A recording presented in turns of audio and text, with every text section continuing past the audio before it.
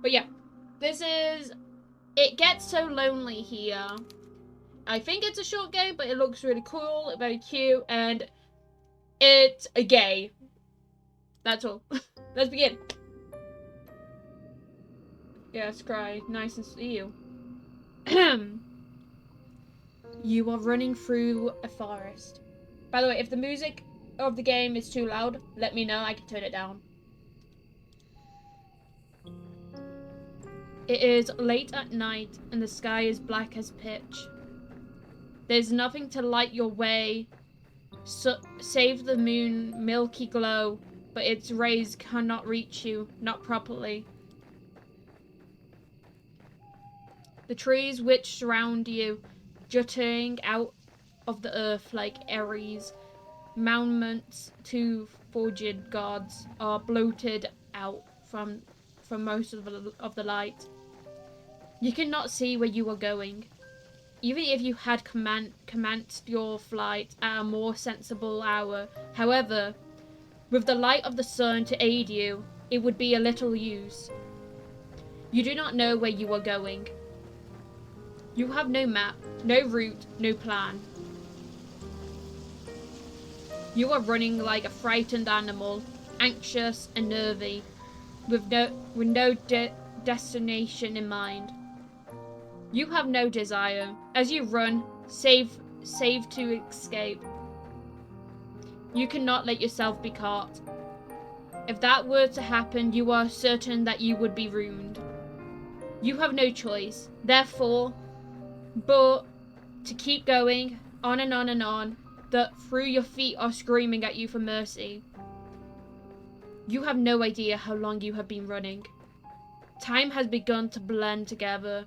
It has lost all meaning.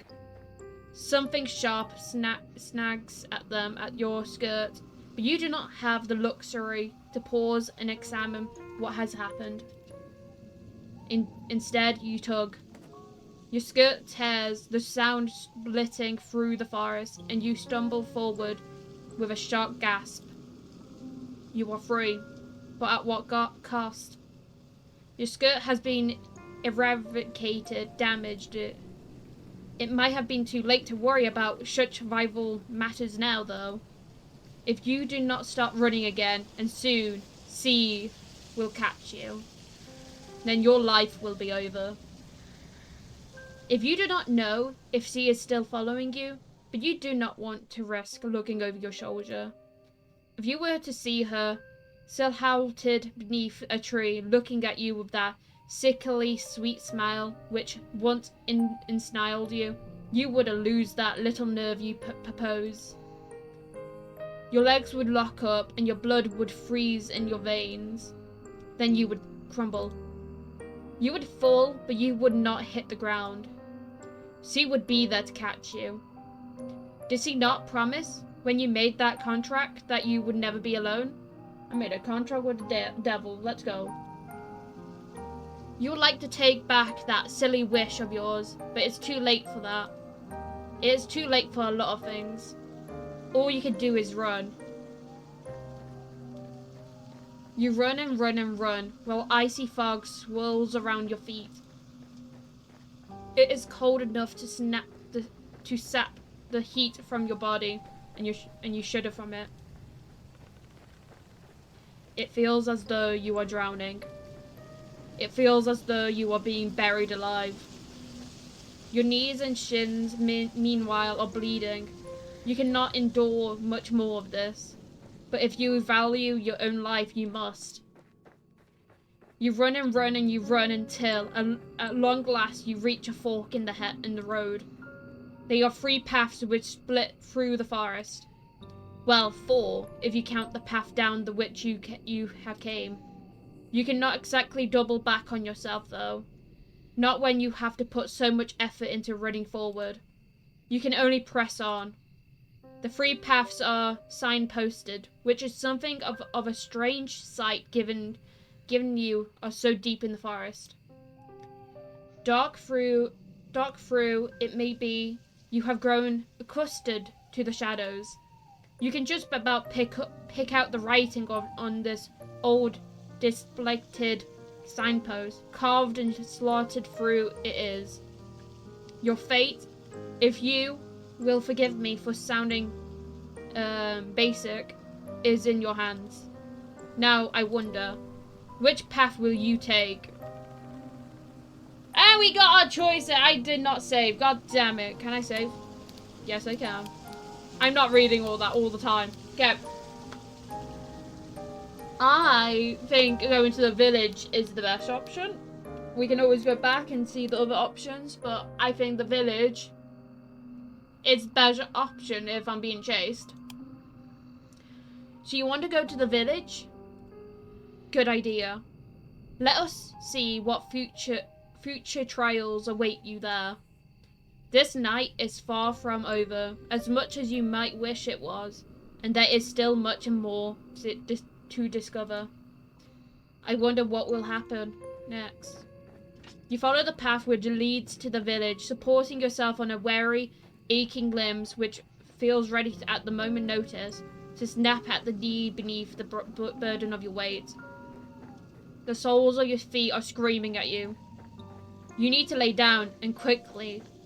You only hope as you continue to run that you will find a suitable residence in which to rest at the village. You do not know what will await you at the village, but you have visions as you run of a squat Santic settlement, all trenched cottons with sloppy roofs. Surely there will be a kindly peasant who will be willing to put up with a young runaway for a few nights. You can imagine to the face of this kindly peasant from the fairy tales you read in abundance as a small child. She will be bordered and ruddy faced, with a dull brown hair crimped underneath a cap. Her arms will be sturdy from many years of washing clothes and milking oh God, Alex? Milking cows. But she will be kind to you and compassionate, just like a mother. You do not know what mothers are like. You hardly ever spoken to yours. You are only guessing. You are not complete. You're not a complete fool. However, despite your tendency to daydream, you do have a few reservations. Peasants do not, as you know from your volume reading, have much money, nor do they have much food. It might be hard to convince a resident of the village, even the kindly washwoman of your fantasies, to take in a complete stranger. Still, you must try. That is all you can do, really. So you run to the village. It takes some time before you finally emerge from the woods. But finally, you imagined it. How much time, you ask? I cannot answer that. Did I not say that time has begun to lose all its meaning? The forest is behind you now. At least of all, the awful nightmares will dwell between it. It is still cold, though, and still foggy. It is still dark, too. The sun has yet to rise. You can see the moon more clearly now, though it has hung above your head, round as any pearl, or orb, or crystal ball. The moonlight shines down upon the village, nesting among the hills like a diorama. Hope of you bubbles between you. You have finally made it. Surely not. But your salvation awaits you. You follow the windy dirt path to the village, looking this way and that. But you hope, such as a precious fragile thing, soon begins to fade.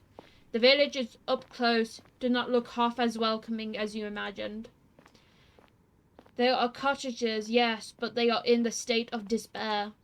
There are holes in the roofs and holes in the windows. Most of the doors are tightly shut, but others are grasping open. The kitchens beyond them are even darker than the night sky which surrounds you. There are no light in any of the windows, and neither can you see any people, and summoners like you, at them. You cannot hear anything either, beyond the sound of your own footsteps and the low, mournful sighing of the wind. The village is quite quiet, eerie so. It is immediately obvious, even to a naive, stupid girl such as yourself, that something terrible must have befallen this village. You know before you try your luck at one of the houses that nobody will answer you. There will be no kindly red-armed washwoman to welcome you here, no matter how much you wish for it. God damn, I really want a washwoman. But that does not stop you from wishing regardless. Your knuckles rap smartly against the wooden door. Your efforts soon proved, however, to be in vain. There is nobody here. You can hear your intestines. How very sad. You try another door, then another, but the result is the same, regardless of how many doors you rap upon. Nobody answers you. How could they? There is nobody there. Once again, you have found yourself all alone. At least you have found some dwelling in which you can rest your weary head. Will you alter one of those cottages for your proposers? Nobody is here. You might as well. But no, an abandoned cottage is not what you are looking for. You would be far rather have a companionship, would you not? Bravely, you swallow your tears. You wipe your eyes with the back of your arm in a practiced motion, then inhale. You square your shoulders, and you keep on going. Surely the village cannot be completely deserted. There must be one person here, at the very least, who can help you. That is what you are thinking, as you resume your search. You flit from cottage to cottage, with presses little to show for your determination, until you get another discovery. Oh, did we find someone? This village, with its squat, thatched cottages bathed in the moon's glow, has a church. Well, of course it has to be a church. The villagers who once dwell here were not godless heathens. Not that their faith did them all that much good in the end. Still, the sight of a church smooths your overtaxed heart. You were so focused on your fantasies of a kindly washwoman taking you in, you did not pause to entertain the fantasy of a kindly nun doing the what? Goddamn, this chick that we are playing really wants some down. She really wants some girls in her life, okay? Goddamn. All hope is not lost. You approach the church, which seems to tower over you, despite being so humble. The church is a small one, and it is stout and sturdy. It must be, for it has withstood centuries, forever standing sensities of the hills, like a relic from bygone era. The church does not have any stained glass windows, but it does not need them. It feels like someone's like following me. Even without more luxury trapping, the church still exudes an aura of dignified solemnity. The stone building is freckled by sizable graveyard, one which accompanied the rest of the hilltop and some of its sloping sides. The graves which have been planted by generation of warders are hens from the similar stones to which the church walls are made of. Some of the gravestones are shaped like lizards, which others are shaped like crosses. The handful of a headstone are even shaped like angels, though those are few and far between. There are very few people in the village such as this one, but you can afford such luxuries final resting places. You look at the tombstones with the almost childlike curiosity, forgetting in your examination of the physical heart-rendering fear which gripped you as you ran through the forest. You are out of the woods now, and you have subconsciously already begun to relax. You try to read the names, hence to the myth-rayed tombstones, but it is dark and you are tired, and some of those graves are very, very old indeed. You strain your eyes, but you do not have much luck in this ever. Oh well. Such as superfluous details are not important. You eventually tries to examine the graves in turn. This graveyard is an expensive one, unusually so, given the village itself is so small, which it boasts so many corpses. and there is so much to explore. You walk about the perimeter of the church, casting your gaze first here, then there, then everywhere, consumed as you are by your immune or incomposed curiosity. And as you do, you see her. Oh god. Oh, she's cute! She's a cutie! Hello. She looks like an underage girl, a normal girl, small and scrawny, just like yourself. But she is much more than her unremarkable appearance might suggest. For some moment you observe her, hiding in the wet, all in the while in the shadows casted in by the church, like a furtive lizard clinging against the rocky infile to shield itself from the sun. There is no sunlight here, though. There is only the night sky and the stars and the moon. Beneath the moonlight, a silver implement the girl is clutching shimmers. It takes you a few moments to see what it is the girl is clutching in her hands. It is not until you see her manipulate it, its sharp edge biting into the earth, that you understand. It is a shovel.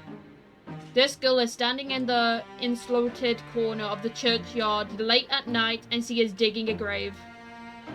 Well, you suppose you could always be digging a hole for the sake of it, but her work seems much too precise for this to be a result of the whimsy. It is hard for you to see her face, given the distance between the pair of you, but her posture is one that speaks of superhuman connotations. She moves slowly, mercilessly, like a woman on a mission, driving the end of her shovel into the earth over and over. Her motions are regular enough to be repetitive.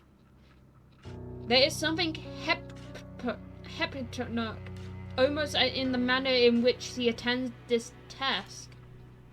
Should you risk interrupting her? Do you dare? You get the feeling that she would not be happy about it. The shovel in her hands, meanwhile, is rather heavy. If she wished it, she could cause you no small amount of damage with it. Cold anxiety makes your skin prickle. You do not know if you should risk speaking to her when she is in dark cloak with her shovel looks so very strange. But what do you have left to lose? You have come this far. It would only follow to turn back now. It is with this thought in your mind that you decide to approach the strange girl. Your footsteps are quiet. You have grown accustomed to slinking around like a cat, but they are not quite enough. The girl's senses must be finally turned because she blinks. Then she turns. Your eyes meet, and once they do, you feel your breath catch in your throat. You did not have the clear view of the girl before, concealed as you were in the shadows, but now she is looking at you, and you can tell that she is pretty. Her skin is very smooth, and her hair, though obscured by the dark hood, is very fair. Her eyes, meanwhile, are clear, cool blue like ice. Those eyes are hers, which are large and uneasy, are fringed with very long fair eyelashes. She looks as though she has stopped out of the pages of a picture book. She is simply too perfect to belong in this world. Perhaps she is some kind of vision, a waking dream, a hallucination. But no, she is none of those things. The shovel she is clutching in her hands looks solid enough, its pointed tip glittering wickedly in the moonlight. You steel yourself expecting perhaps some sort of the outburst, but the tension soon drained from the girl's slender shoulders. Her fingers, which once were gripping the handle of her shovel, tightly relaxed. Her lips curved upwards at the edge. She is smiling, and what a smile it is! It is transformative. When she smiles, she looks radiant, angelic almost. Hers is a smile that is suffused with light that your eyes began to prickle from it. You are so relieved that you almost feel as if you could cry.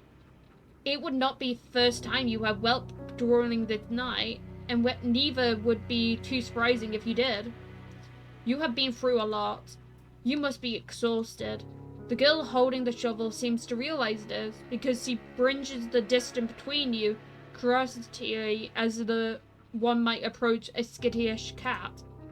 Then she says in a rough voice, which does not match her dusty appearance, "Well, she does live in a rural village. What were you expecting?" "Oh, it's so good to see another person. I was afraid. I was the only person left alive. You're the only one in the whole world." Now this is quite the infatuative greeting. Her introducing speech is riddled with exclamation marks. She is rather more personable than her appearance would make one suggest.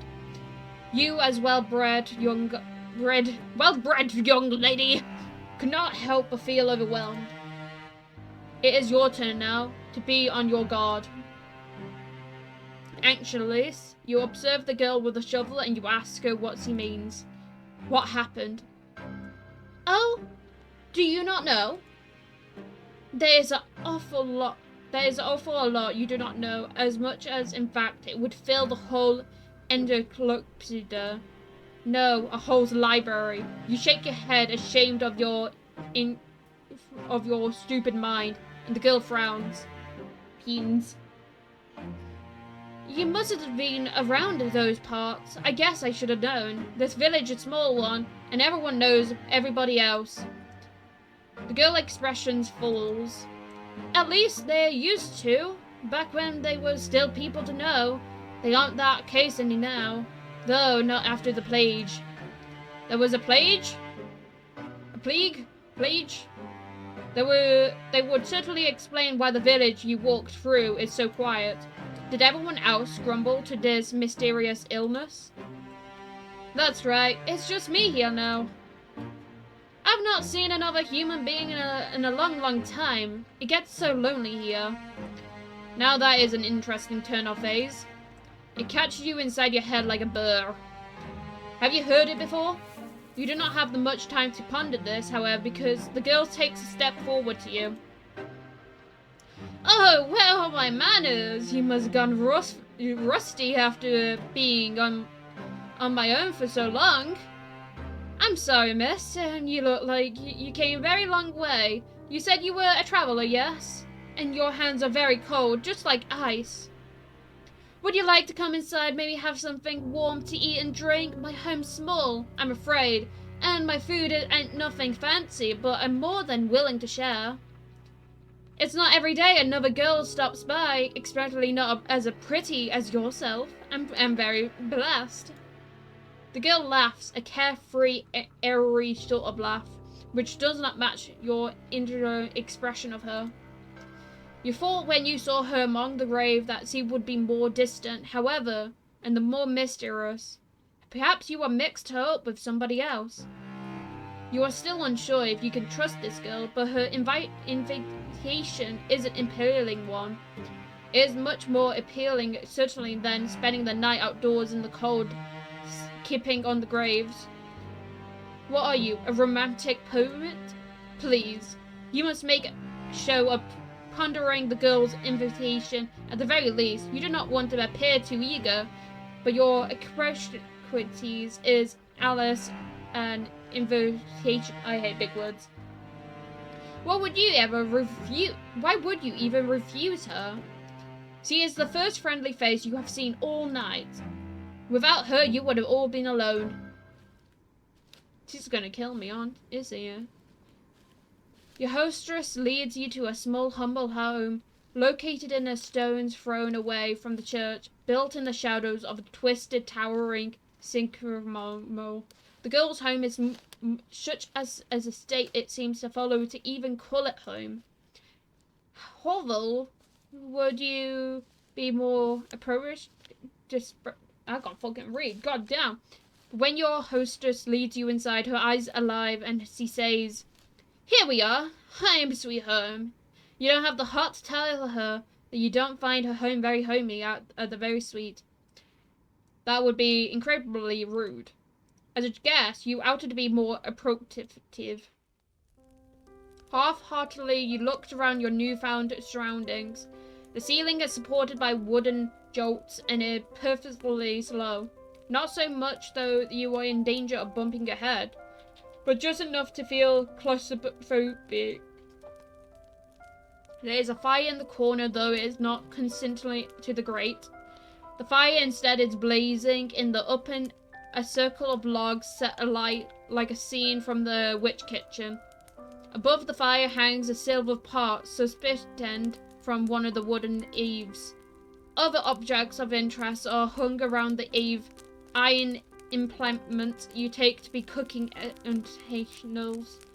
Value herbs and strips of meat left to cool. The smell of cooking fills the air, mingled with the sharp, sour scent of unwashed bodies. How, you wonder, does your hostess clean herself? You do not see a bathtub anywhere. Perhaps he does not possess one. The girl's home is unremarkable in every regard, but it's you suppose, better than nothing. At least there is a roof over your head, and food is put in your belly. The girl looks at the pot suspended over the fire, which she gives a stir with a ladle. Then she brings the ladle to her lips to taste whatever construction she has been brewing within it. You can only hope that she is not like the weird sisters, that famous plays, brewing a brew of a fanny snake fillets. Yeah. I think this is about done, the girl says, to nobody in particular. She sets the ladle down and back into the pot, then looks at you and smiles. Do you want something? It looks as though you came quite a long way. You must be hungry. Those words are like music to your ears, even though divine then triplets of the god most loyal angels. So you are so hungry you could eat a horse. You could say, I'm not horsing around. Not that there is any horse in them immediately vintage. You express your interest to your hostess, who smiles in response. I thought you'll like the sound of that. Just give me a few moments. Your hostess receives 2 earth wave bowls from the cupboard, which Rickley hangs into the which she pours 2 healthy helpings of whatever she is cooking. This she serves it with bread, which is so healthy it could be used as a murder weapon. It's not much, but I'm afraid it's only soup and bread. I should take the edge off your appetite, though. You thank your hostess for her hospitality, and your stomach rumbles all the while. The soup does not look like anything you would typically consume, but the soup poor present does not disturb you. It is true that people eat first with their eyes, but when one is hungry enough, one becomes obligatory enough to eat almost anything. What would you think that people, when stranded upon a desert island, will resort to cannibalism? Humans are creatures of necessity. You like to wrap yourself up in prestation, but actually, you are not much better than animals. You are so hungry, your stomach is aching empty, that you certainly depend upon your food like an animal. Your teeth grince, your insole glim, and soon you have consumed all that your hostess has offered you. Your hostess watches while you eat, and she giggles once you have finished. Did you enjoy that? Oh, you catch your hostess' gaze suddenly abashed. You were so hungry you failed to account for her judgment. Now you have some food in your belly, though you have been suitably warmed. Your old self-conceition is returning. Did you not make a fool out of yourself? You're dimly, shyly looking at your lap, fearful of the while of what your hostess might think of you. You do not want her to take against you. Fortunately for you, however, for your fragile ego, your hostess is not the judgmental sort. She is not like the girls you grew up with. Well, I'm glad you enjoyed it. It's nice to see my food being liked so hotly. I know I'm not the best, but I've been practicing for a very long time. While I used to cook with my father all the time, you see. This remark catches your attention. Quizzically, you look at your hostess and your banishment over the animalistic eating habits suspended. What happened to her father? It seems to grim things to a complete after having eaten, but did your hostess mention something about a plague? Yes, your hostess says, her voice soft now and serious. That's right, there was a plague. And what of the villagers? What of her father? They're all gone now. Gone? Yes, you see, your hostess reveals herself upon her chair, one slender leg folded over the other. Then she begins her tale in earnest. My family has a history. We lived here for centuries. By the church so we can tend to the graveyard. So this bond is centuries old then. It would be certainly explain the dirt. My father used to prepare bodies for the burials. Back when he was alive, he built the coffins, he dug the graves, and he lowered the coffins into the dirt. I know it may sound like an awful job, but somebody got to do it. There's no sense of averting our eyes from the death, not when it happens to the best of us. It is a noble profession, one that has been handed down to our family for generations. My father's father was a gravedigger, and so was my father, and my father's. Digging graves is in our blood. It's who we are. My. That was expressly pretty speech coming from a girl who lived in the countryside, a girl who is without much the weary of education. It is a precedent just to listen to her, and the way she slurs her lullabies together. She has never ever had any eloquent lessons like you have. There is determination, however, to her, and pride in her generally, which gives her respectable aura. You cannot help but be impressed. So you ask your hostess, does that make her one of the long line of gravediggers? Yes, your hostess, the gravedigger, says, that's about right, though I was never supposed to be a gravedigger myself. It's not a woman profession. That's not what everybody says. My father didn't mind that though. He taught me everything he knew, and then so. I may be a woman, but I've plenty of upper body strength, and I can dig a grave just as well as my father could, without breaking a sweat. To the despite of my mother in heaven, I'm sure. I'm sure if she was still alive, she'd rather I focus on more feminine pursuits such as brasking, waving, or sewing to better attach suitors. Welcome back, Wolf. Not that I would do much good now. There's nobody around who courts me, not for miles or miles. And what happened to her mother? Oh. She died when I was very young during childbirth. I was only 5 years old. Oh well. You can relate to her, at least upon this point. Your parents are not dead, at least not as far as you are aware, but you have not seen them in an awful long time. They sent you away as soon as you were old enough, and they never once bothered to check up on you. For many years, there have been no letters or any visits. You offer the gravedigger your condolences. You do not know if they will help, but you feel that you cannot say nothing. That would just seem heartless. The gravedigger, however, does not seem to be upset by this turn of an event, because he smiles, alopeted somberly. It's alright.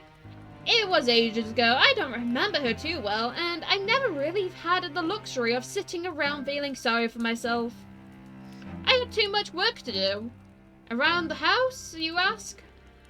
That too, I was the oldest child, so it is my job after my mother died to imagine the sweeping and the cooking, oh, and looking after all my siblings too. You blink, intrigued, then glanced around your hostess' humble lodge. Oh god. You did not see any siblings in the immediately vicinity. Where could they be? They're dead. The Gravedigger must have noticed your rolling eyes, and you are not being exactly subtle, because she shakes her head. I had siblings, 2 younger brothers. They are both gone now. Oh, you should have known. You say sorry to the Gravedigger for your lack of tact, and she does not seem upset by this flux pass. Don't say sorry, it's not your fault. My brothers wasn't long for this world anyway. The youngest, he died when he was still a babe, and the oldest, he died because he reached a double digits. I was upset about it at the time, of course. I've come to terms with it. Life is fleeting thing in the wicked old world. That's something you learn in this trade, digging graves, I mean. I've dug graves for the elderly and the infirms, and I've also dug graves for the young babies that's still in the waddly clothes. That's the nature of death. It comes all in end. No matter how old we are, no matter how much money we have, no matter how good or bad we've been. It's the great equalizing. Oh, so I heard. A chill creeps down your spine as you listen to your hostess' speech. She is not wrong, but the inhibited mortality of all the humankind is not something you wish to compliment. It is too disturbing. For the longest of times, my family was a small one. It was just me and my father, and just my father and me. That was fine. It was like how I liked it. I was very happy, even our lives wasn't the best. I've never had any fancy clothes to wear, and we can't dine on the finest of food in the grand schemes of things. We aren't anything that special, but I always felt otherwise. I thought that I was blessed. We knew hardships, of course, and families, but that is just the way life is round here. When food supplies were low, we always helped one another. I've had my father, but I also had the rest of the village. We all looked after one another, and things always work out at the end. At least they did. Until the plague happened. Yes, he had mentioned the plague. You have been wondering when he was going to return that topic. You suppose the plague is the reason the village, as you treasured it, was very empty?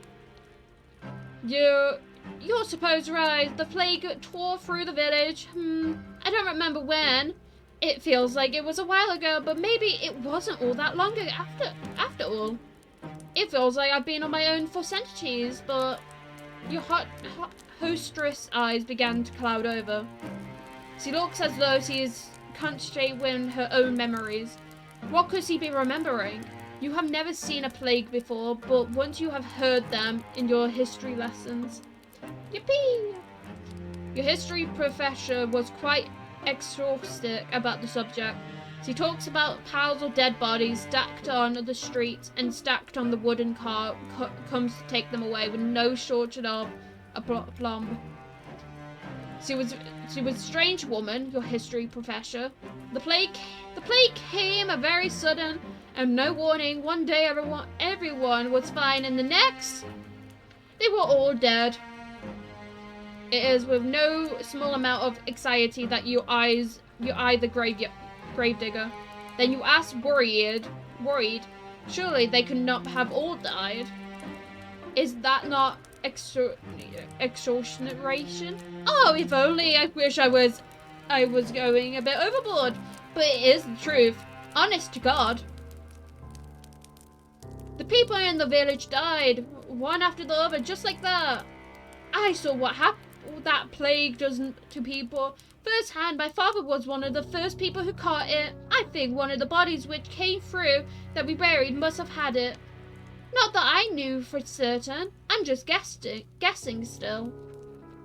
My father didn't have an easy time of it. His skin turned all grey and clammy, and he complained a horrible fever, and they were nights of sweats and stomach cramps. And then there was the boils. The boils? Clustered. They were the size of eggs, and they were full of pus. When they burst, it stinks. The whole house was full of it. It stinks of death. The wise woman of the village came to see if she could of any be used, but it was no good. My father was too far gone already. She took one look at him laying on his deathbed, and she shook her head.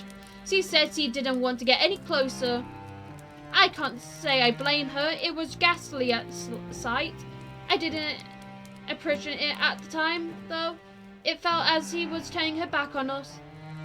I wished her ill. I remember that after she left. Until a few days passed and she fell sick too. Then I felt bad for cursing her. I couldn't help but worry if I was all my fault. It's silly, I know, but... The Gravedigger closed her eyes and she seems to squeeze her lid together until her lashes melt with flicker of fallen snow. Her shoulders, which were very slender, are shaking. She looks as though she might at any moment fall apart. It wasn't long after that the rest of the village fell ill. They all had the same symptoms as my father, the clammy skin and the fever and the boils. The boils grew and they burst and they died in the screaming, stinking and in pain. My father died too, only 3 days after he fell ill, and I think even that was 3 days too many. I didn't want my father to die, of course. I did everything I could to help him, but it was all pointless. None of my herbs, savors had any impact. I couldn't even make a blind bite to difference. All I did was stand about his bedside, telling him it'll be alright until his eyes sank into his skull like 2 black stones and his mouth dried out. During that last day, before he died, he might have been a corpse already. He didn't even look at me, he didn't speak to me, he just lay in bed with his eyes closed, groaning. I never wished any ill on my father before, but during those moments The Gravedigger squeezed her hand, which are resting upon her back, collapse into the fist. She trembles. Then, in the voice of throbbing an awful emotion, she says, I wish he just had died. Well, based on her amencarted, it does not sound like she was over long to wait. I wonder if she would consider the silver lining. No, perhaps not. The Gravedigger is still shaking. She is not cry, will she? You hope not. Awkwardly, you look at the Gravedigger. You are not sure how to soothe her, but you know you must make some sort of effort, even if it's a token one. You shift upon your chair, which feels very cold and hardened beneath your thighs. Then you say very softly you are very sorry. You are not much, but it's all you can think of saying. You had thought intuitively that your situation was comparable to that the Gravedigger, but now you can see that this is not the case. Her suffering has far overstripped your own. Not that suffering is a compassion, of course. Your sorry feels intent to your ears, largely because it is, but the Gravedigger seems not to mind it. She is very big-hearted, that girl. To smile at you is so, no matter how foolish you might be. Do you really deserve such kindness? Oh, you again with that sorry. It's alright, like I said, you didn't cause any of this. I'm not upset at you, I'm just recounting what happened is all. I do wonder though, why I never fell sick myself. I thought I was going to die, so I was already preparing for the Reaper to come and take me away. But maybe he wasn't interested. Maybe he's already satisfied his appetite with the others. That, or maybe he thought he'll have to leave me alive for practically his sake. With my father's gone, who else would tend for the dead? I was the only person left by the end of it all, so I had to bury the people in the village. They are resting peacefully now under the earth where the plague can't reach them. On the one hand, I'm happy for them. They were able to escape from all their suffering. When I think about all the people I've lost though. The Gravedigger tenses. Then she sniffs. When I think about the kindly washwoman who helped me scrub the mud from the dirt on my clothes. Aha! So this village did have that fair share of washwoman after all. It would have seen your earlier instance upon this particular point is not without merit. Goddamn, my fantasies. and the handsome young farmhand who used to flirt with me. The priest who perched the church, who told us wonders tales of paradise, and children who would skip the stones on the lake and play hopscotch on the streets. So basically, we are running away from someone. Someone's chasing us. We chose to go to the town, and we met this Gravedigger, and she is telling us about the village and her background. She's basically took us to her house, fed us, and all that. She's gonna bury us. I would not be shocked. I'm just gonna drink really quick. But yeah, that is basically what we are up to right now. I can't help but feel so lonely. I'm still very concerned about the person following us. The Gravedigger eyes begin to shine once she has finished her address with tears, and she does not let them fall. She is being very brave, much more than you are. Anxious, you intended a hand towards her, meaning to, what? Give her a hug? You do not know her well enough. Pat her head? That would be infantilizing. Squeeze her hand? Perhaps that could be miscounted for a romantic overture, and that is the last thing you want. You endure more than your fair shares of teasing over that. You sit there for a few moments, paralyzed by indignation. The Gravedigger poorly suppresses her stiffness, and then you let your arm drop back to your side and your hand rests upon your lap. As useful as a damp kindly. You do not know what to do with it. You do know that you ought to say something, though, to show that you heard her plague late and that you care. You do not know what this something should be, however. Not words could ever console the Gravedigger. They would never be enough. They can offer some balm, however, to the bereaved. And so, after the plague, just long enough to be a bit awkward, you offer your consultants. What else could you say?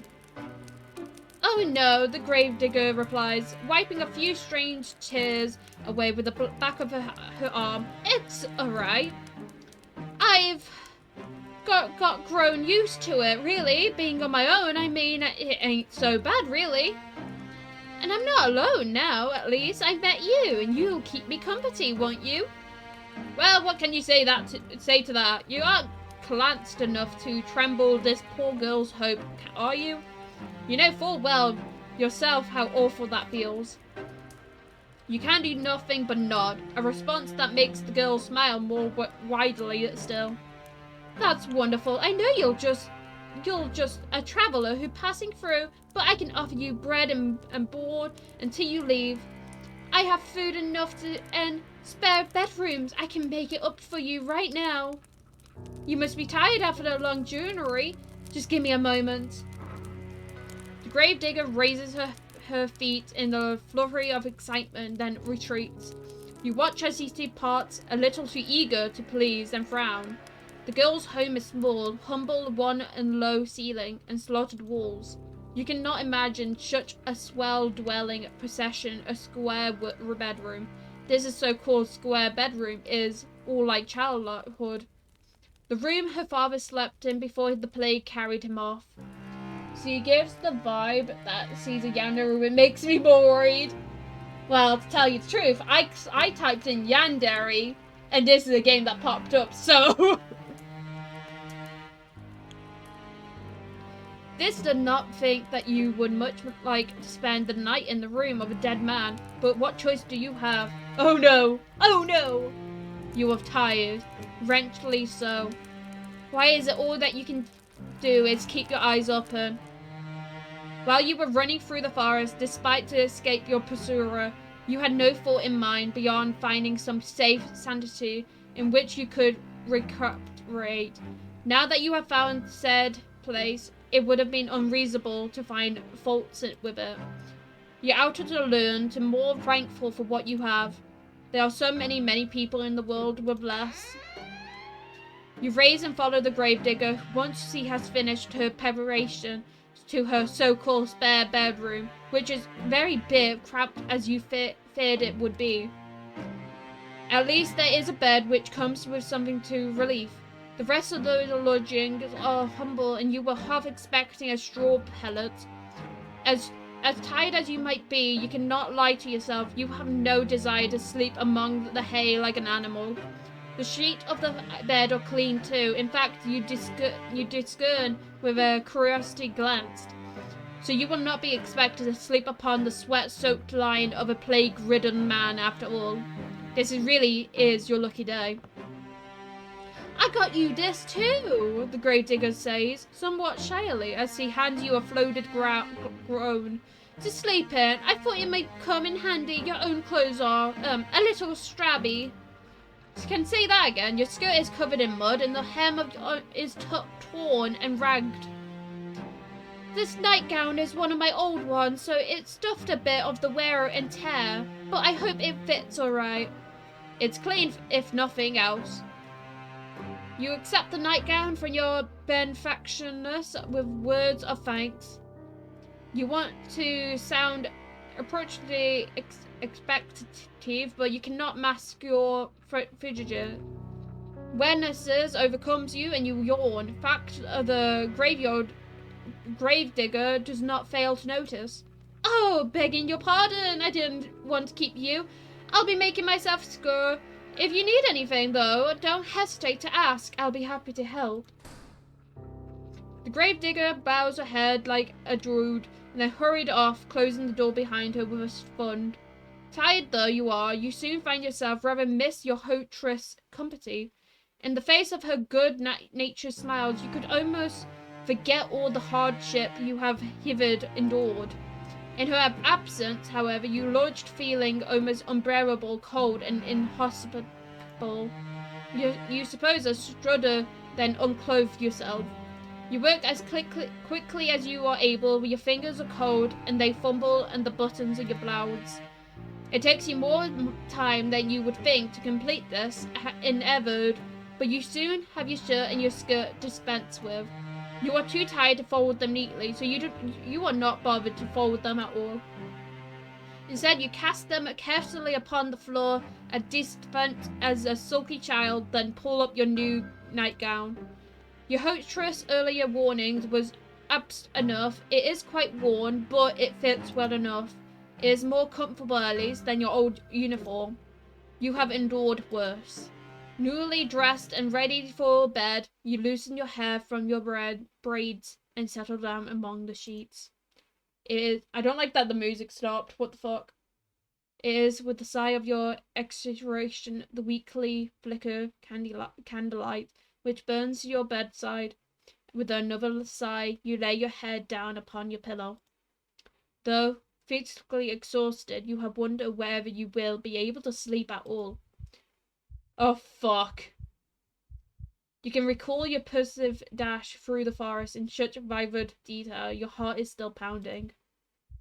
Your fear has not yet to leave you. I'm saving. Perhaps it will never leave you. Your terror was such as almost feels as though it suffered itself into your bone, into your very being. But your exhaustion is greater than your worldly anxiety, and soon it claims you. Your eyelids fall shut and your breathing involuntarily began to even out. It is not long until you are sprawling through the dark, deep abyss, lost in Morphin's kingdom. But you sleep despite your weirdly state, and is not restored as you had hoped. Your imagination has always been overactive, even at the very conservative. You were frankly beset by dreams of the most vivid nature. The dreams that have made this night, laying beneath unfamiliar streets, upon the unfamiliar bed, are no less intense than usual. In your dreams, you are back in the conversation, the place where this adventure of yours began. You are wearing this crisp white blouse, and you once discarded, and your grey, unremarkable skirt.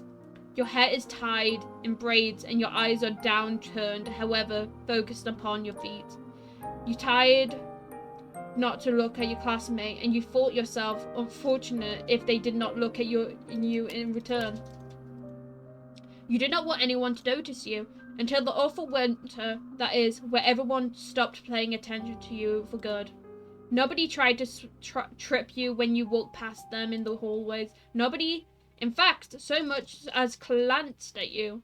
All of a sudden, there was no malicious whispers, no wicked laughter, no pulled hair, no thrown objects.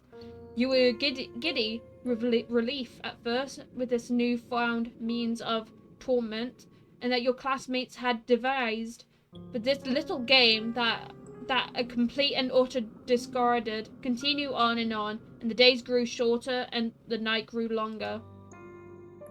As the time passed, you began to fret as the state of your own capacity. Could anybody still see you? Did you even exist at all? Then at long last you found it, acquired by accident, the source of your woes. One of the girls had extracted it from the forest through which you were sometimes forbidden to jog from for PE class. Beneath the shade cast an old oak tree.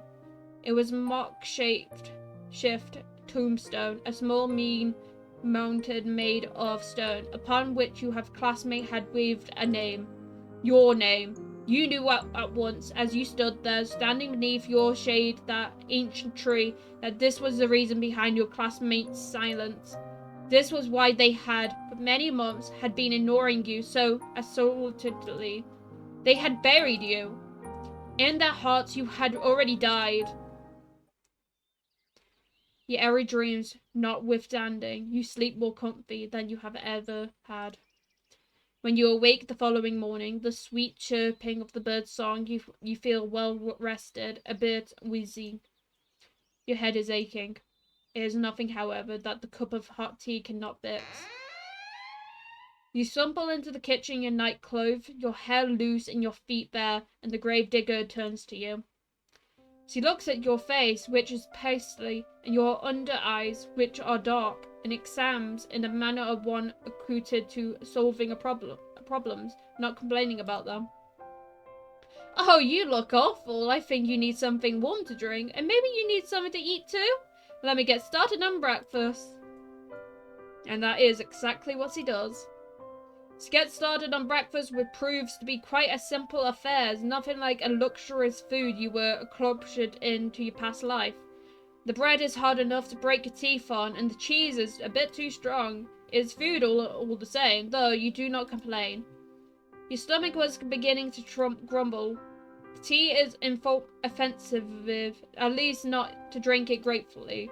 You thank the gravedigger girl for her hospitality, and she smiles in your return, a sunny smile like a field of blooming bellflowers. It's no problem. Don't hesitate to ask me if you need anything else, she says, words such as symbolize your friendship. You stay with the gravedigger for many, many more days, and limited through her means it might be, she always tries to help you. The gravedigger sets your chores about the house and keeps you occupied, a fact that which you are grateful. You need to do something to keep your mind off your vanity frights through the forest. You can almost forget about it now during the day. During the night, however, it returns to you, a sound of your feet against the floor and swelling fog. When you sleep, you are assailed by nightmares. Sometimes you wake up after midnight and sheets twisted around your body and your mouth gasping open in a paroxysm of terror. Though you try to tell yourself otherwise, you are still afraid. Being with the gravedigger makes you feel less though particularly when you are sweeping the floor or keeping an eye on bread loaves so do not burn.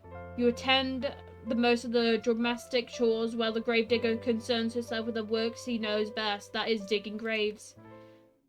Her dogged presence, which has come to the pursuit, intrigues you, so much that you cannot help but pursue a question to her on one particular morning when the sky is flustered with clouds. Why, you ask her, perhaps a touch insensitive, do you continue to dig graves? There is nobody left, after all, to dig them for. You have always been practical, and you cannot see the point in it. What's the point in it? The gravedigger ponders while holding her precious shovel in hand. Fortunately, she does not seem upset by your question, despite it bluntness. You should count yourself lucky her attention is very placed. I don't suppose there is any point to it, really, the Gravedigger eventually says with a small smile. I know it doesn't have any particular purpose, but, well, digging graves is what my father did. He showed me how to do it, so I could continue his legacy. My father wanted to keep our family tradition going, and I suppose I want to do the same. That is all there is, really. That's all? You think you can understand that, though your compassionate actions may appear to elude that kennel of a reason nesting among them. She does not dig graves out of the sense of purpose, she does it instead of out of sentiment. Besides, I have to do something to keep myself busy, don't I? If I spent my days idling on my work on my own, I think I'll go mad. The Gravedigger laughed at this, and the prospect of her own madness is amusing. Her laugh, despite her slender state, is not particularly disclated. It reminds you, perhaps unkindly, of the braying of a horse. You are ashamed of thinking such a thing, though your face flushes with guilt on it. We cannot be well-bred young ladies, you know. Still, the laughter of the Gravedigger echoes through the grave, gloomy sky. It's strange despite. It sounds forced. Her smile too, its touch unnatural, and the ridiculous grin of a corpse. You find, despite your attempts to return her laughter with a polite giggle, that you cannot help but pity her. You retreat indoors briefly after your talks with the Gravedigger, and then you set some sample chores. The Gravedigger trusts you well enough to imagine sweeping the floor, a task which does not take particularly long, and the preparing of a meal, a task which takes slightly longer. It is not until much later, however, once the sun has already sunk beneath the horizon and the moon is high in the sky, that the Gravedigger returns from the outdoors.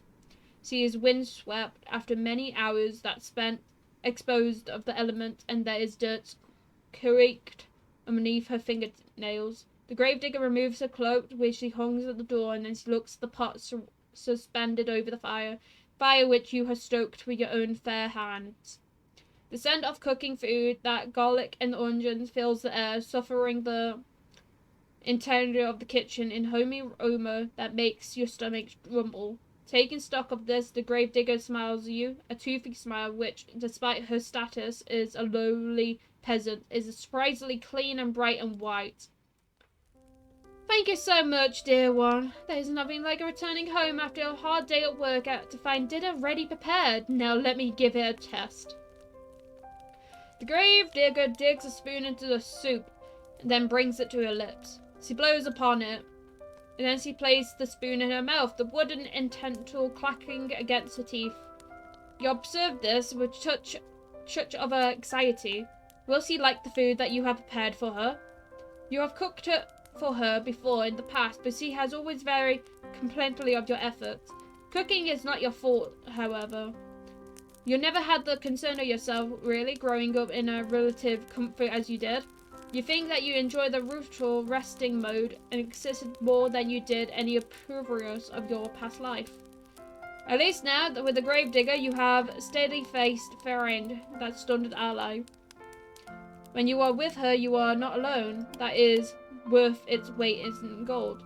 The Gravedigger exam. After drawing the spoon from her lips, she smiles a bright, guileless one. It's delicious. It's tasty.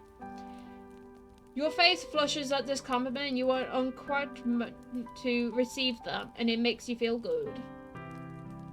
Shyly, you ask the Gravedigger if she truly means that, and quickly it makes the Gravedigger smile. Of course I mean it. You became quite good at cooking, really. That is a relief. You were not very good at all this cooking remarkably in the beginning. You did not know how to handle a knife, nor how to peel a vegetable, and you cut yourself more than once. You bled into the soup several occasions, but never once did you throw that soup out. The Gravedigger lived an humble existence and cannot afford to waste her precious ingredients. Your soup during your stay have been seasoned with slightly hints of iron. Today's soup, however, is marked step above the rest. You did not cut yourself with the knife even once. Maybe your compliments are not empty fluff. Maybe you really are improving. This soup should be ready to serve. I have some bread too. We can eat it with. Oh no, oh. I should have brewed some tea too. Let me. Ah yes, the tea. You knew that you were forgetting something. You were so focused on the soup, it had slipped your mind. Your face flushes yet again. There's oversight, and shyly you offered to correct it. The Gravedigger, however, waves your request aside. No, it's alright. You made the dinner. I brewed the tea. It's only fair. And if it won't take that long, would you mind serving up the soup while I'm busy? Of course you would not mind. You do enjoy making yourself useful. For a lady, you are awful domestic. You work along the Gravedigger to finish your nightly meal, and together you serve it, soup and bread, among two soup and piping hot tea, prepared by your huntress' own two hands. You sit together at the table, then partake in the simple fare after saying grace. The soup is really quite good, despite of being made of the most commonplace ingredient. There is a bit of a kick to it, and warms you from the inside out. The tea, meanwhile, is very soothing, so much it makes you feel rather sleepy. You would like to sit on the Gravedigger for a little while longer and tell stories, as you have sometimes in the past that or play cards.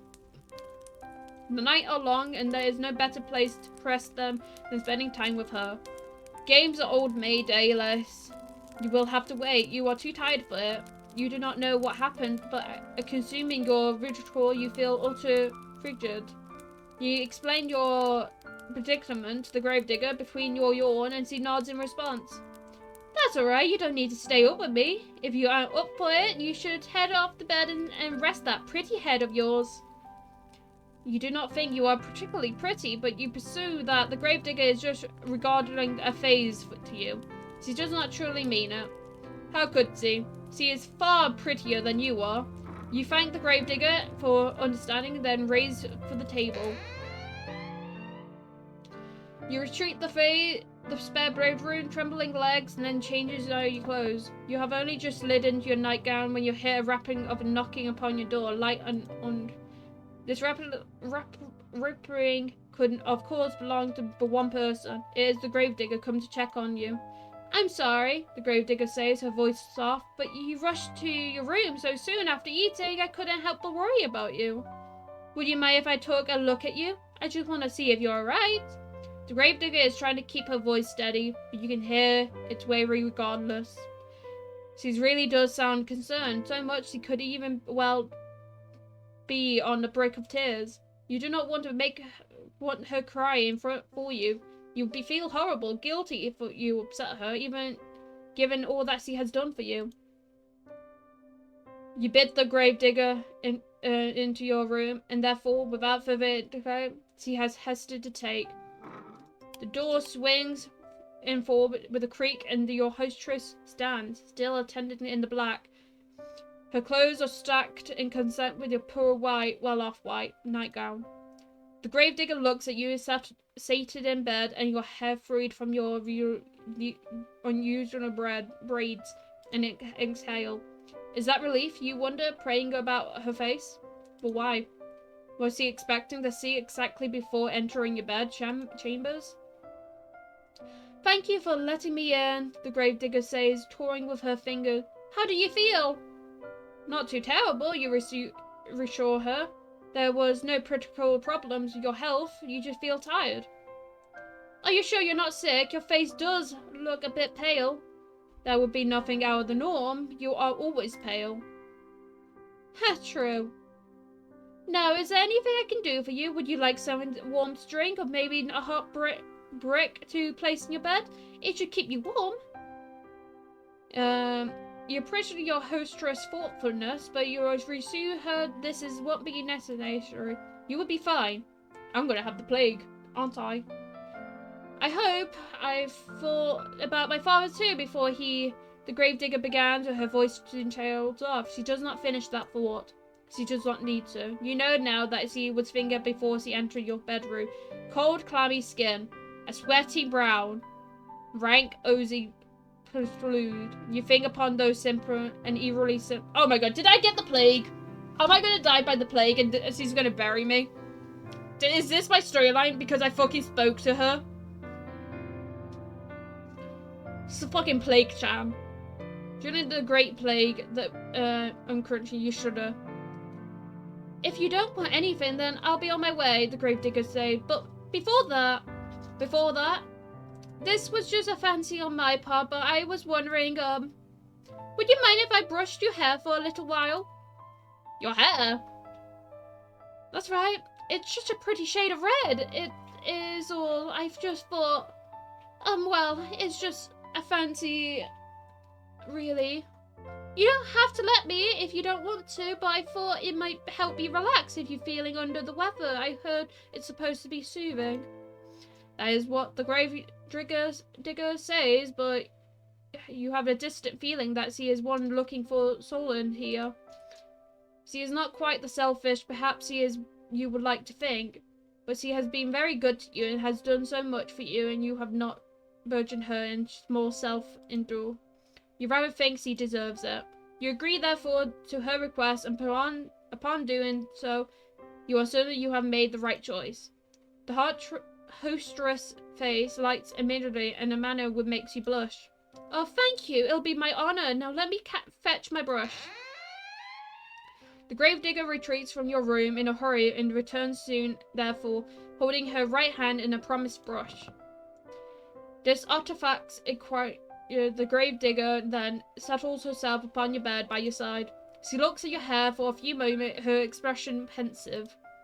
Then she announced that she would begin. The Gravedigger leans in. The wooden frame of the bed creaks under her weight, a creak that melded with the sighing of the breeze outdoor. You can feel the bristles of the brush running through your hair. It is soothing enough, so much that it makes you shiver.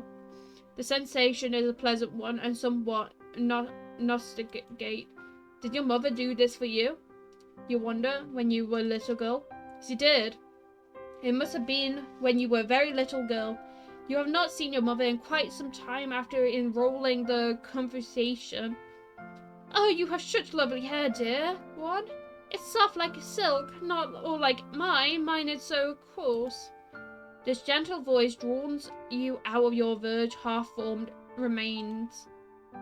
It sounds as though the Gravedigger is lost in non-security of her own because of her voice. When next he speaks is dreamy. I think my mother used to brush my hair like this. For me, back when she was still alive. That must have been a very long time though. I need a drink.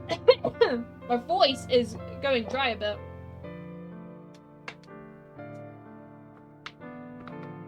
Here we go. Bruh. It's funny you think the bristles of the brush continue to slide through your treasure that you or the Gravedigger should both remain of the tenants about your respective mothers. Perhaps there is something material in the act of brushing one's hair, which won't be summoning forth such images. I would not know personally. I could not remember my own mother at all. I don't think I liked having my hair brushed very much. The Gravedigger continued, her breath warm against the exposed nape of your neck. My mother used to complain that I squealed too much. I can remember that. She always told me to sit still, though it wasn't my fault I squealed. She used to do too much force. Now this is curious. It sounds as though the remains of the Gravedigger are not particularly fond of after all. Did she not get along with her mother did? I can't rightfully say. The Gravedigger replies, in simple sort of voice. I was young, like I said, when she died. I really don't remember her too well. But I don't think she have ever had that much time for me. She was busy with all the cooking, cleaning, and looking after my baby brothers. But she had time enough to brush my hair. Your hair? She did what she felt she had and made me look presentable. That is really all that work.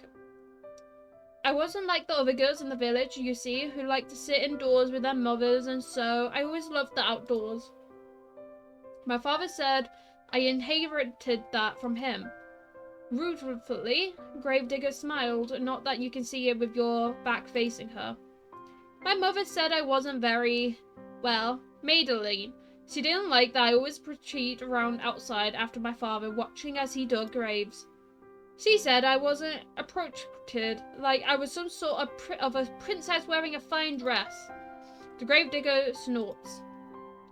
I used to get a bit muddy, yes, and maybe it was a bit of a get blur in my clothes and knots in my hair, but it shouldn't have mattered. It's not like I ever had any hopes of marrying a prince, no matter what my mother said. But still, she helped. She had lots of hopes, and my mother high hopes. I think she might have resented my father, maybe, for working such a mental job. Our profession is an honest one, but it's never made much money. I think my mother was hoping for fine jewels and dresses and... Hello, Bucket. I think my mother... I don't know. She always had an idea. Her head was full of fairy tales. It was a shame, I suppose, that her reality didn't match up with what she wanted. I didn't match up with what she wanted.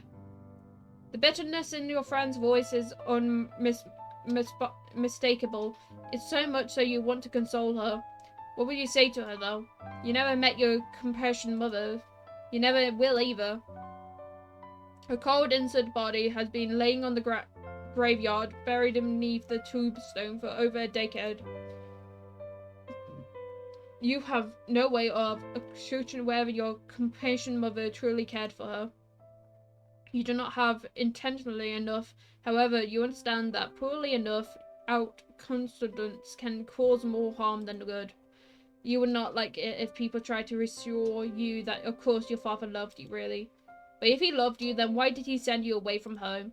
Why did he never send you any letters? You know he was worried about his info and seemed poor excuse to pretend that his only daughter did not exist. As your own mother, meanwhile, she was nice, at least you think she was, but she was worrying infectedly. Though she was normally an adult, she always claved before your father's judgment. You think that she was afraid of him. You do not tell the Gravedigger, therefore her mother loved her, and she must have done the same. That would not give her birth to her. Instead, you sit there, letting you hit the brush through your hair, and you say quietly that you understand. Sometimes you feel like a disappointment yourself. Well, the Gravedigger says after a pause, I'm glad I'm not the only one. I guess it happens to all of us. You guess so. Your parents are only people after all. Well, one would hope one parents would be kind and attractive. They, too, can fall victims to composers of their own. Just because one has brought the child into the world does not mean one will be able to take care of it properly. Not the parents and our responsibility are not just all people irresponsible. It's a painful subject.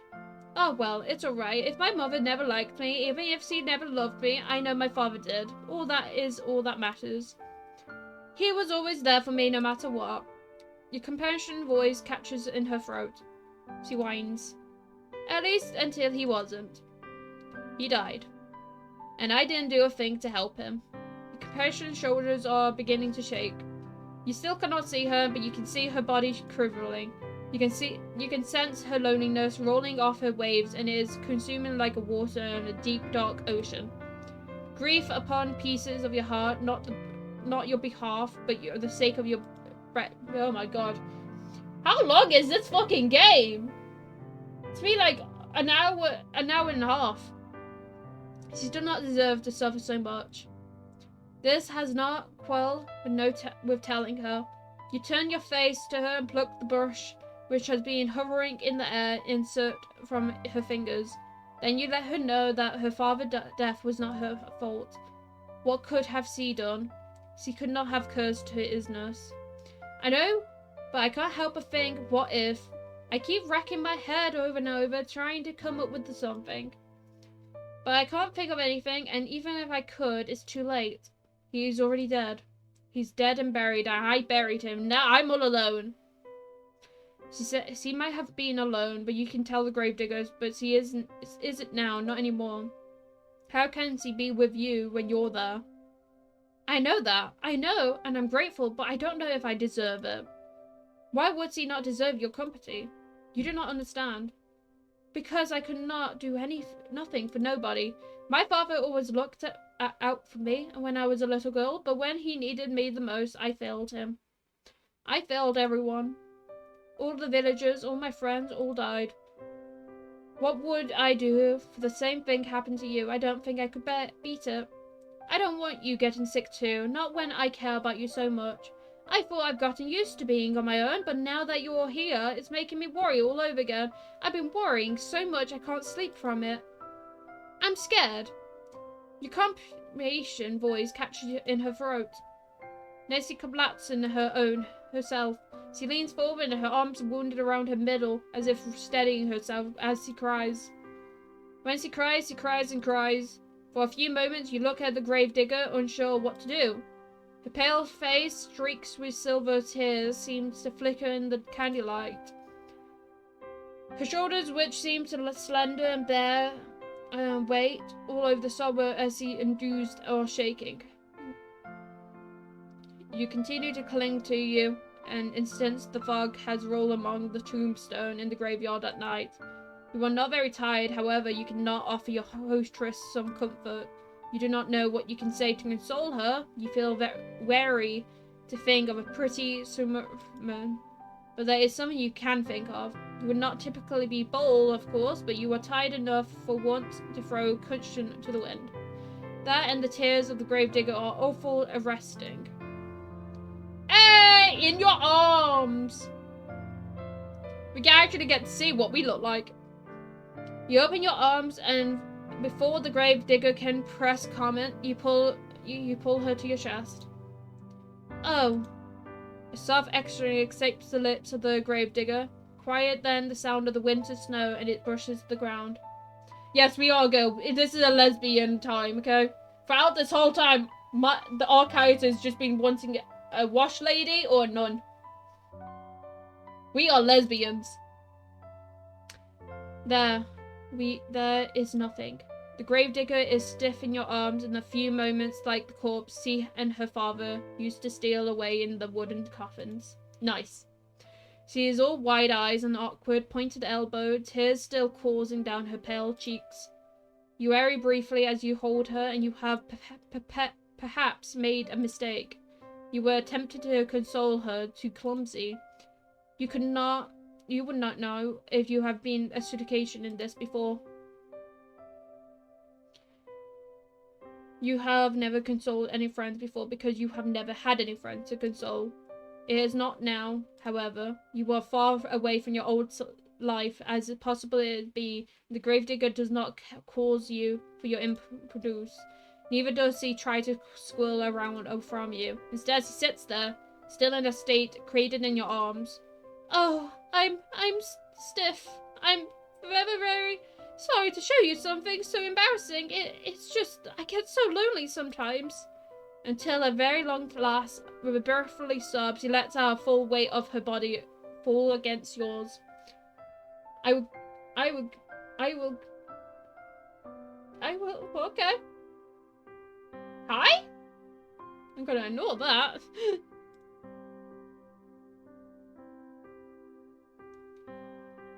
You run your hand, grunts your sobby compression shoulders and blades her neck, and generally soothes her. You tell her that she does not need to say sorry. There is no shame in crying. You hug her for many minutes while the sobs against your chest wetting from the front of your nightgown. I'm ignoring it, guys. I don't know if Morgan's still here, but if Morgan's still here, she'll deal with it. She'll block it or stuff if it gets serious. Between you, the night, and they do not need to. Words are in a moment of tender in this shared between. Two souls have come to understand one and another, much in loneliness. You slide beneath the sheets, you feel exhausted, and the Gravedigger joins you without asking for permission. It would be unnecessary piece of politeness, really given to your accepted, is all but assumed. You have already accepted the Gravedigger after all, every single inch of her. You have completed her hospitality. You have accepted her food. You are now accepting her company. You average yourself beneath the sheets and draw her body to yours. The Gravedigger has not yet changed into a nightwear. Her clothes will horribly rumble when she awakes from the following morning, her head resting against your chest.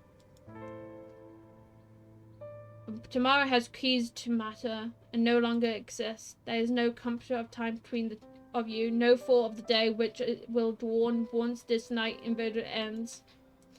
Instead, there will only be the warmth shed between you and the wetness of the cheeks of the Gravedigger.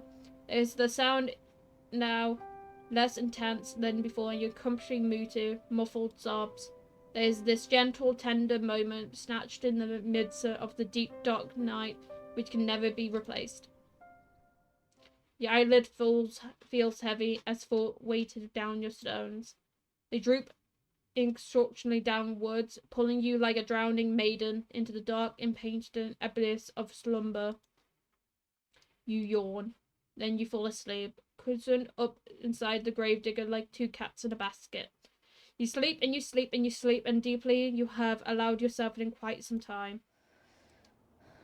Oh shit! But you have awake, and you find that you are not longer in bed upon which you slept in, surrounded by sheets. The Gravedigger, too, is nowhere to be seen. Instead, you are quiet alone, laying by yourself in the dark. You blink, but your surroundings do not become any clearer. It is the middle of the night. Perhaps you were re-rosed from the slumber of the desire to relieve yourself, or something to shake you first. Your sleep has been awfully discarded of the late, and the smallest of noise has been enough to disturb you. That does not sound quite right, though. You slept well, of that you are certain. Your body feels invaded as though it slumbered for hours and hours. How many hours? Do you not know? Do you not know how much of anything? You can feel the strange pinch centering around your chest, however, around your arms. It would appear that somebody, or who else would have been saved the Gravedigger, changed your auto where you were sleeping.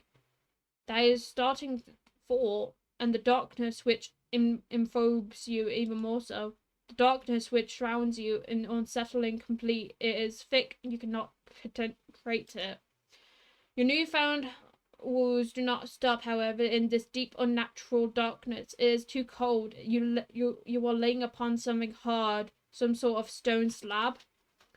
What is going on? You reach out, and your movements are soon simmered.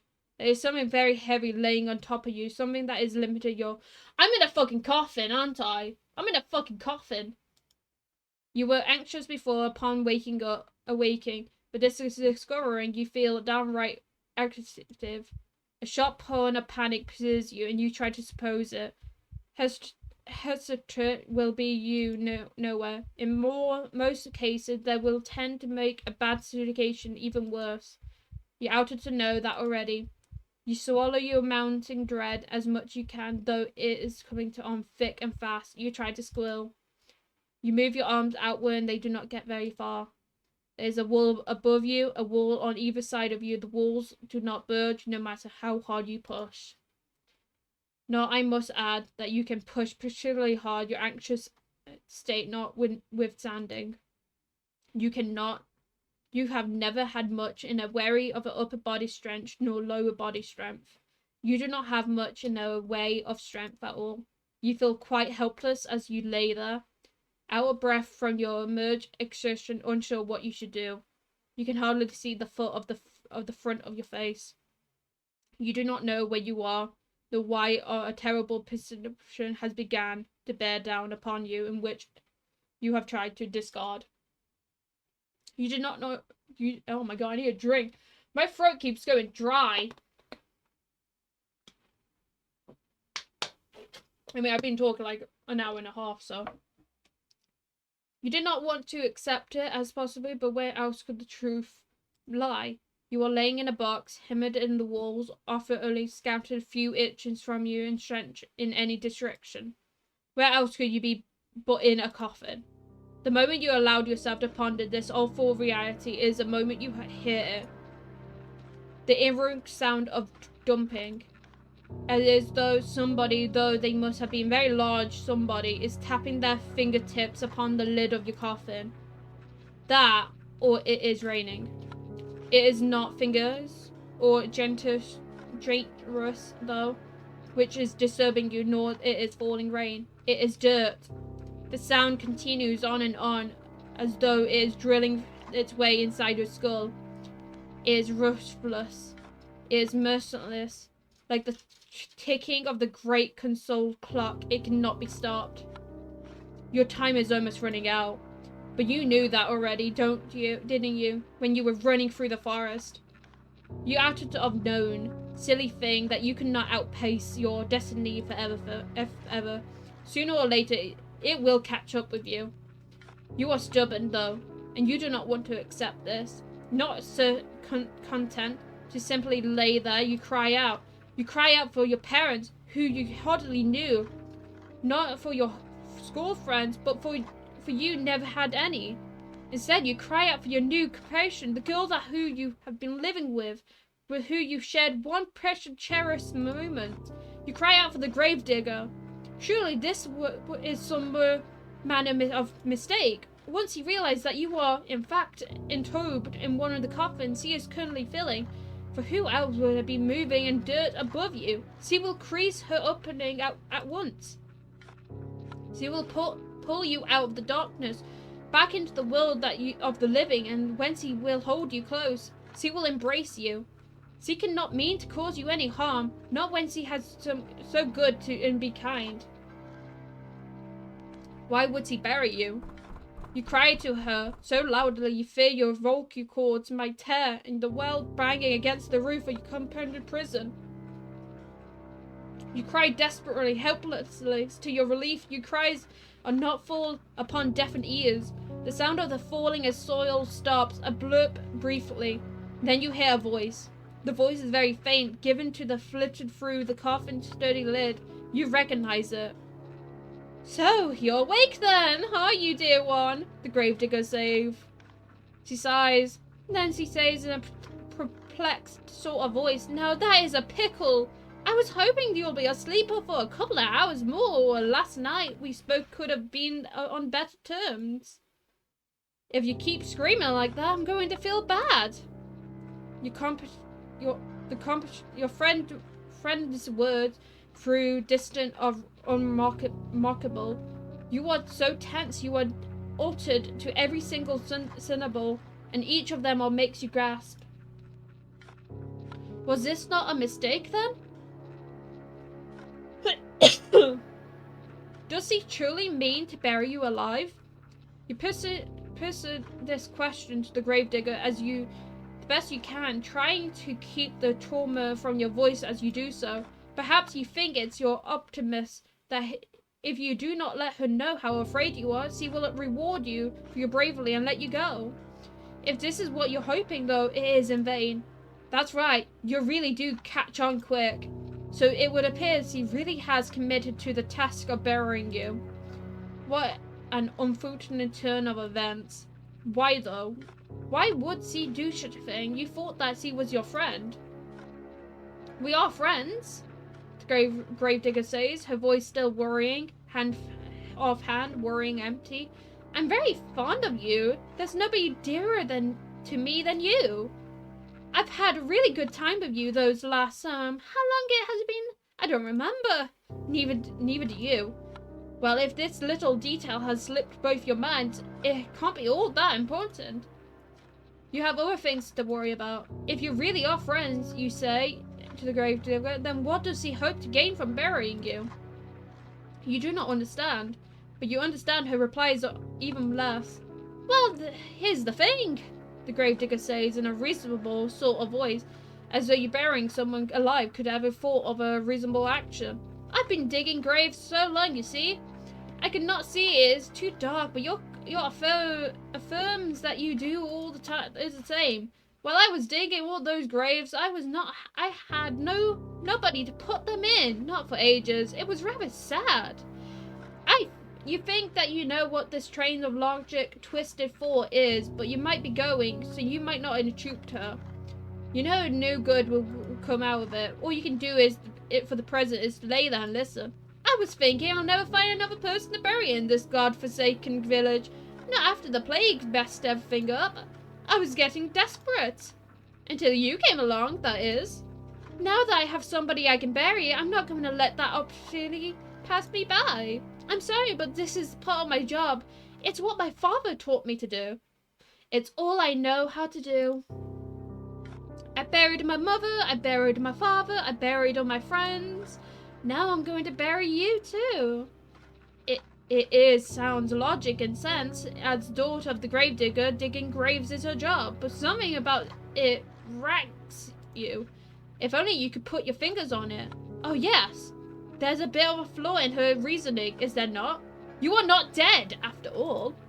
You may not be dead now. You may not be dead now, the Gravedigger says in response to your, but you will be, if given enough time. I mean, everybody else I ever known died. Who's to say that you wouldn't be next?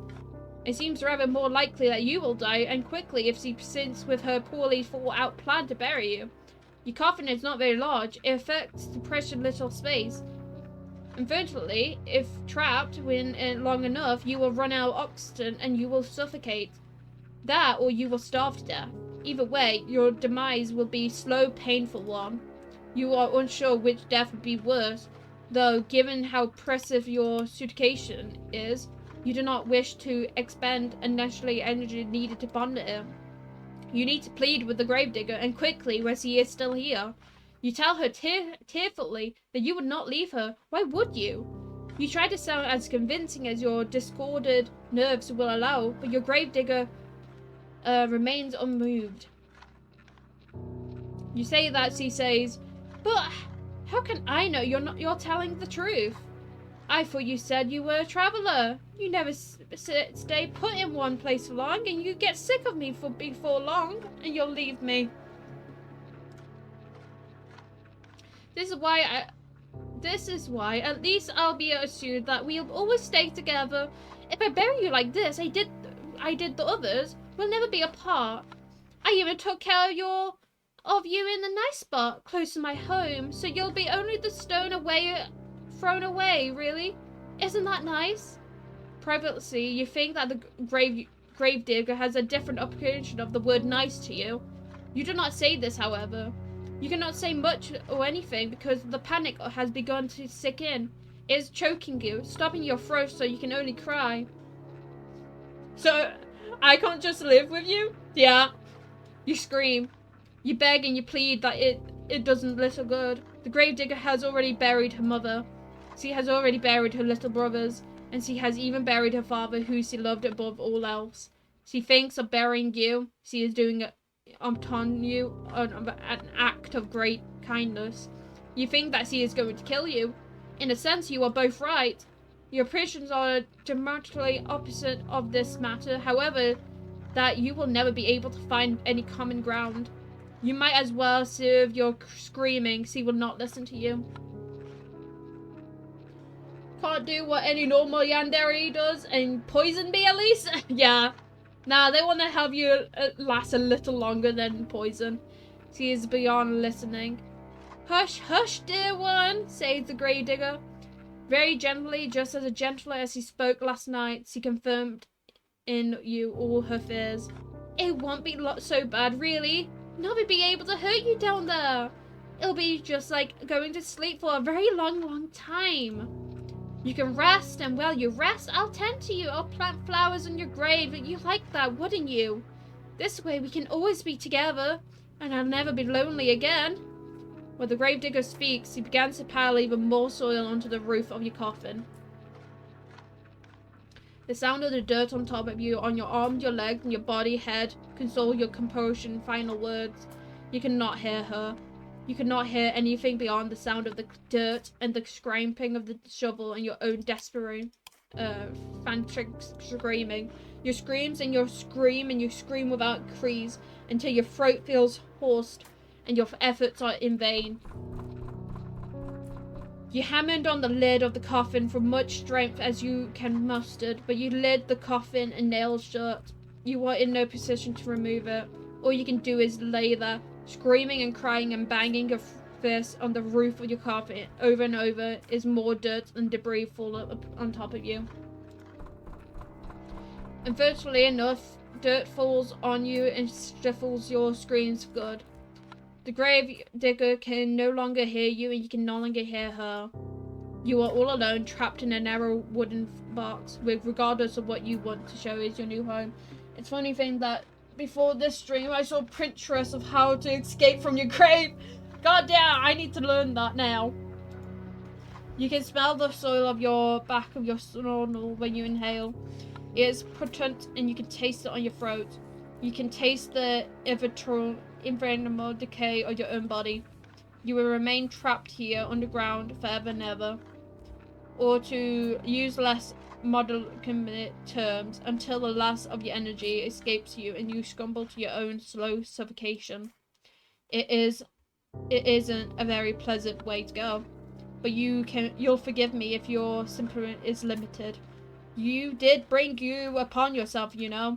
You recap what you saw in your crease. You made a series of bad decisions which led you to utter demise. What do you want to do? Will you accept this fate of yours and rest in peace, or will you try to fight against it? Oh, we get a choice? Oh my god, I'm gonna fight against my fate. I don't want to fucking die. Are you not happy with the hands that fate has dealt you? Very well, I cannot blame you. It's quite grim ending. I would not wish upon worse enemies. You are rather dearer to me than that. Now, why don't we give this another go? Try and not get buried alive this time. You can only endure so much of your screaming. Your fate is once again in your hands. Now I wonder, which path will you take? Oh, what? Okay. We're gonna do that. That'll probably be next time we do it and we can go continue. But I do want to get this ending. We have saved it. We're gonna get the ending. Oh, no. We're gonna get the ending now. Lord. We'll probably get the next one next time. Oh yeah, Spade like being. Yes. We're gonna get this ending and then we'll move to the next game. Because I have read so much, I don't want to read so much again. Accept your fate. Very well then, enjoy your eternal slumber. I suppose this is a good night for now, but it's not goodbye. You cannot escape from me, even if you are buried deep beneath the earth. Where there is a way. And even if the whole world has forsaken you, I will never leave you. You will never be alone again. Okay. So that is ending 1. We'll probably do ending 2 another day. But I am not reading more. I'm gonna take a drink really quick. That is a good game.